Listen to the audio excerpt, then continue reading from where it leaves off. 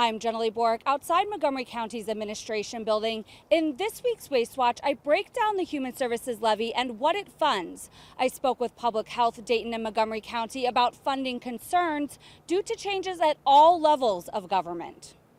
As we move through budget periods and funding periods, it can change day to day. Montgomery County's Human Services Levy helps fund a variety of agencies, and recently I got a breakdown of where the money goes. Public Health Dayton and Montgomery County, one of the largest in the state, gets a portion of its funding from the levy. The services and programs public health provides impacts everyone. For example, they inspect your food to confirm it's safe to eat. Here's the breakdown of how public health is funded. I spoke to Jennifer Wenzel, Public Health's commissioner, about the agency's base allocation from the levy staying stagnant at a little over $17 million a year.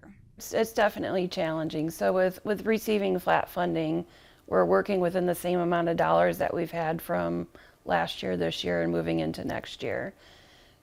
So by using those same dollars, we're limited in what we can do, because costs do increase. You may remember previous stories we've done about the Montgomery County Board of Developmental Disability Services also saying that the leveled out funding isn't enough even with additional one-time funding. Public Health is the second of the top 5 agencies the levy allocates money to that's seeing challenges. But it's not all because of the levy. Actually, the levy allows agencies to get more state and federal dollars.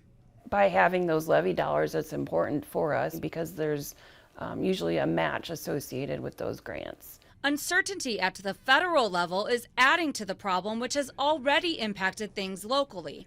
Earlier this year, federal grant funding was pulled and adjustments were made immediately. We were told that the money from the federal level was no longer available through our state partners, and that was roughly $750,000 to $800,000, which is a significant amount against our budget. We anticipate more of that to come. I'm told figuring out what to cut or change can be hard because certain services are mandated by law. So what's the long-term solution? There doesn't seem to be one yet. The county gave me more answers on what other agencies are funded by the levy.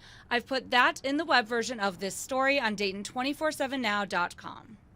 The Human Services Levy is up for renewal on November's ballot, but voters are not being asked to increase funding.